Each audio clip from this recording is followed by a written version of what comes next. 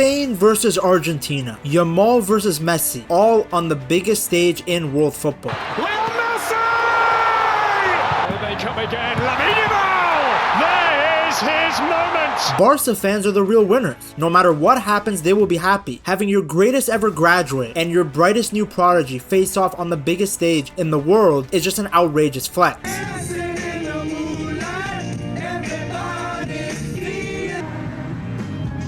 They say football is scripted, and sometimes it genuinely feels that way. 19 years ago, something happened that nobody could have imagined would become one of football's most iconic photos. At Barcelona's Camp Nou, a charity calendar organized by UNICEF paired a young Lionel Messi with a 6-month-old baby named Lamine Yamal. The photos showed Messi smiling as he gently bathed the baby in a small plastic tub. At the time, it was just another charity event. Looking back now though, it feels like football was passing the torch, because that same baby is now Spain's biggest star, preparing to face his childhood idol in a World Cup final. Congratulations, you're moving to the next level. Your next opponent is him.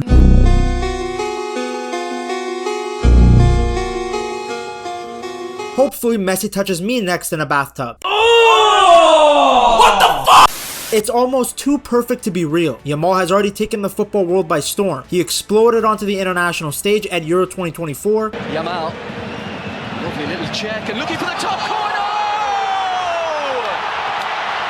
Lamine Yamal has lit up these European Championships! Winning the Young Player of the Tournament, and has only continued to get better ever since. Now at just 19 years old, he's the player every defender fears. Yes, he hasn't had a great World Cup, especially by his own standards, but there's a reason he's still marked by 2 to 3 players at a time. He leads the World Cup in successful dribbles, and has an unbelievable ability to change a game with one moment of brilliance. Whether he's cutting inside onto his left foot, gliding past defenders, or carrying the ball through these compact haram low blocks, Yamal has become the heartbeat of this Spanish team. He's even admitted that he has 2 dreams for this final: to win the World Cup for Spain and to swap shirts with Lionel Messi. Standing in his way is the man who inspired him. At 39 years old, pushing 40, Messi is having another unbelievable World Cup campaign, and while he no longer relies on explosive pace, he's somehow become even smarter. These days, he spends more time walking than he does running, but every step has a purpose. He's constantly scanning the pitch, waiting for the perfect moment to drift into space, before delivering one of those impossible passes or finishing chances with the same composure that has defined his entire career. Messi became the greatest goal scorer in World Cup history, moving past Miroslav Klose, and adding yet another record to an already unmatched legacy. And now football has given us one final chapter: the boy who once sat in Messi's arms against the man who inspired an entire generation. The future of football versus its greatest ever player. It's the student against the master. But we do have to remember that football is a team sport. So yes, Yamal plays against Messi, but this isn't tennis. It's also the champions of Europe versus the champions of South America. Spain arrive as the reigning European champions after their brilliant Euro 2024 win. Since then, they've continued to dominate, adding Olympic gold and building one of the youngest, most exciting squads in world football. This is a team built on technical quality, relentless pressing, and complete control of the ball. Argentina, meanwhile, are the team everyone has been trying to knock off their throne. They won the Copa America in 2021, then they defended it again in 2024. In between that, they became the World Cup champions. This group knows exactly what it takes to win the biggest games. Like, pressure doesn't scare them, it actually brings out their best. And it's another chapter in football's oldest rivalry, Europe versus South America. Because remember, for years, these two continents have represented two completely different ways of playing the game. Spain represents that modern European approach. Everything is built around structure, positioning, and controlling every phase of the match through possession. Argentina are different. Yes, they're still organized too. I'm not saying South American teams aren't, but they really thrive on emotion, intensity, and moments of individual brilliance. They're not afraid to make the game scrappy, slow the tempo down, and battle for every second ball. Then when the right opportunity appears, they strike. It's literally patience versus passion. Two different football philosophies colliding on the biggest stage imaginable. Because yes, it is the biggest stage. A certain fan base will tell you it's just 7 games, but that's because they're usually home by game 5. For both nations, the stakes couldn't be higher. For Spain, victory would finally establish this new generation as more than just successors to the 2010 legends. Players like Yamal, Pau Cubarsí, Rodri, and the rest of this squad would begin writing a dynasty of their own. For Argentina, another World Cup would make history. They would become the first men's team in 64 years to successfully defend the World Cup, while giving Lionel Messi the perfect ending to the greatest international career football has ever seen. It's the old kings against the new generation, and one of the biggest matches the sport has ever seen. Now, each team has had a very different path to the final. Spain arrived in this final unbeaten in 37 consecutive matches in normal time, matching one of the greatest runs in the country's history. But the journey wasn't always smooth. Their tournament began with a pretty frustrating 0-0 draw against World Cup debutants Cape Verde. Of course, now we know that Cape Verde team was a super team, but still a disappointing result from the European champions. Spain dominated possession, but simply could not find a way past Vozinha. Rather than panic though, Spain responded exactly how champions do. They destroyed Saudi Arabia 4-0 in their next match. Like seriously, this game was done in the first half. Lamine Yamal scored his first World Cup goal. Here they come again, Lamine Yamal! And Mikel, Spanish R9 Oyarzabal, grabbed a brilliant brace. That was Laporte, so they're going to score!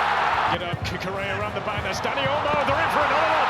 Oyarzabal is in for another one! They then edged past Uruguay 1-0 thanks to Alex Baena to finish top of Group H with 7 points. Once the knockout rounds began, Spain found another gear. Austria were swept aside 3-0 in the round of 32 as Oyarzabal, aka Spanish R9, scored twice. Oh yes! Kikere, it's a well-timed run, it's 3! And Pedro Porro added another. Oh yes, 2-0! It was Spain's first World Cup knockout win since lifting the trophy back in 2010. Then came Portugal. The game looked to be going to extra time until Mikel Merino came off the bench to score a dramatic winner in the 91st minute. Ferran Torres, we might not need extra time. It's brilliantly finished by the versatile Mikel Merino. Sending Spain into the quarterfinals and Portuguese homelander back home. Belgium provided a much tougher test. Fabian Ruiz gave Spain the lead. There's the pullback. Good save, spell, goal! Fabian Ruiz! Before De Ketelaere equalized just before halftime, ending Spain's remarkable run without conceding a goal. With the game heading towards extra time, everything changed. Belgium were forced to replace the injured Thibaut Courtois with Senne Lammens, and just minutes later, Pau Cubarsí unleashed a long-range effort that Lammens spilled right into the worst area possible, and as always, Mikel Merino stepped up, reacted quickest, and smashed home the rebound in the 88th minute. Cubarsí taking aim, all spilled by Lemons, and buried! It's that man again!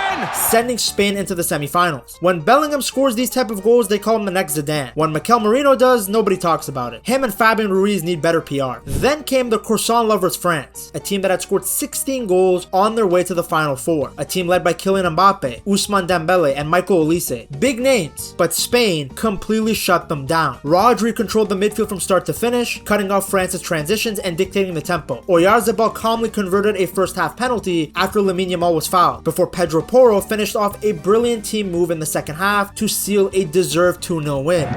Porro, Olmo, Pedro Porro!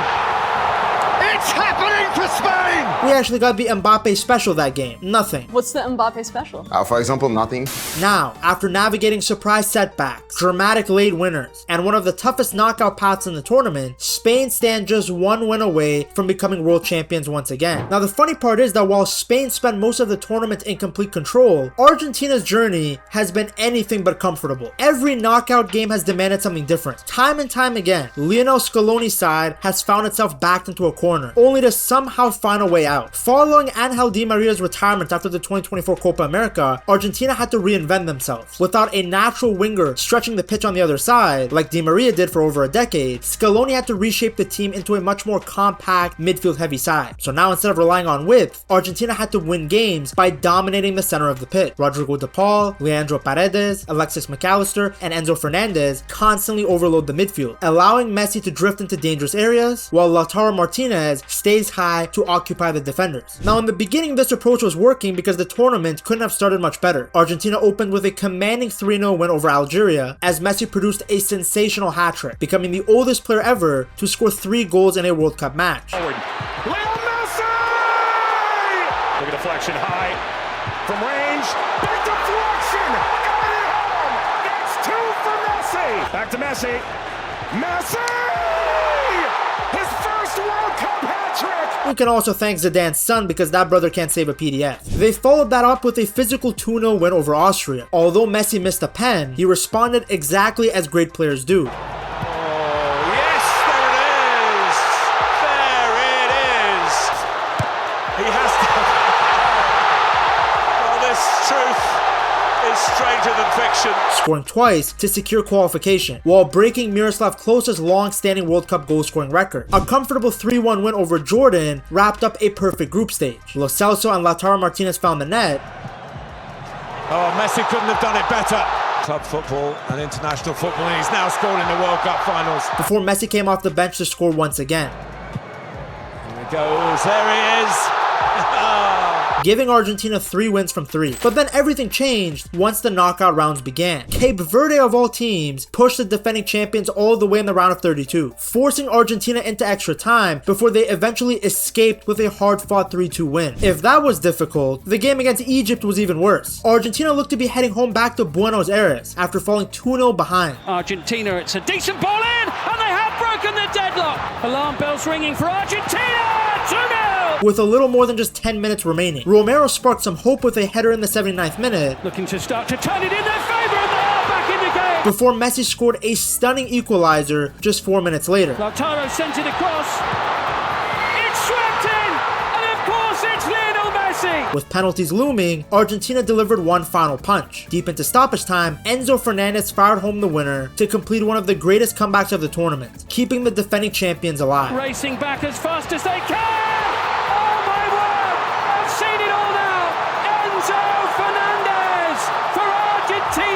Some countries were so upset that they blew a 2-goal lead in 10 minutes that they had to resort to blaming the refs. Switzerland provided another exhausting battle in the quarterfinals. The match was level until Embolo decided to have the worst dive in the history of football. But there is eminently frustration amongst these. What the hell is even that? He got a second yellow card and was sent off. Once Argentina had the extra man, their quality eventually took over. Julian Alvarez and Lautaro Martinez both scored in extra time to secure a 3-1 win and another place in the Final Four. Julian Alvarez! Wow! The save, but the follow-up is in! Then came the fish and chips lovers England. The poor English thought it was coming home when Anthony Gordon gave them the lead. Rodgers' cross, Gordon coming in! Anthony Gordon! But by Tuchel dropping the team deeper to defend the advantage, England handed Argentina exactly what they wanted, possession, and the pressure from them became relentless. In the 85th minute, Messi worked a clever short corner before Enzo Fernandez unleashed a stunning strike from outside the box to level the match. Oh, this one's on target. This one's an absolute beauty. Shades of his goal versus Mexico in 2022. 7 minutes later, the captain delivered again. Messi floated a perfect cross into the 6-yard box, and Lautaro Martinez escaped his marker to power home a dramatic 92nd minute winner. Messi. Oh, and England are in trouble.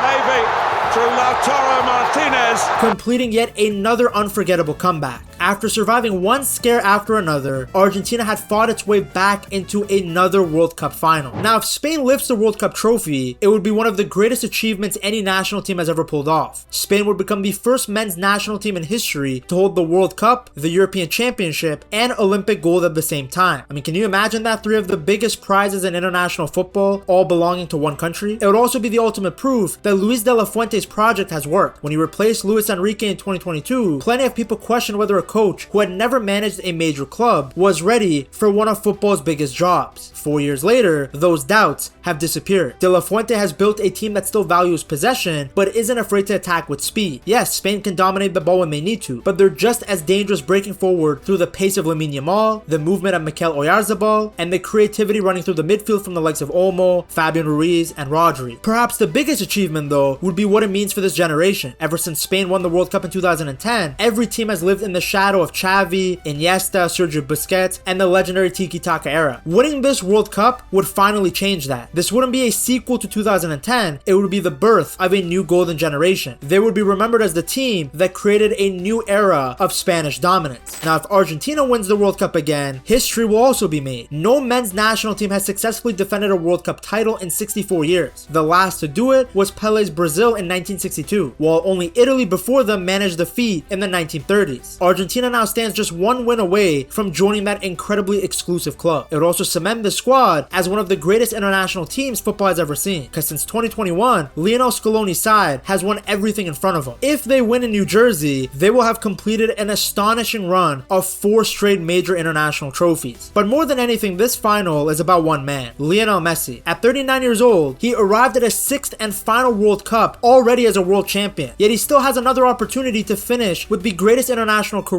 football has ever witnessed. The guy already won every trophy imaginable. He's already broken the World Cup goal scoring record, yet even after 2 decades at the top of the game, he's once again leading his country on the biggest stage. For Argentina, the significance goes far beyond the football itself. This team has united an entire nation through one of the greatest periods in its sporting history. In a country where football is deeply woven into everyday life, these wins have become moments that millions of people will remember forever. If you enjoyed this video, I'm sure you will love this one too. Check it out right here.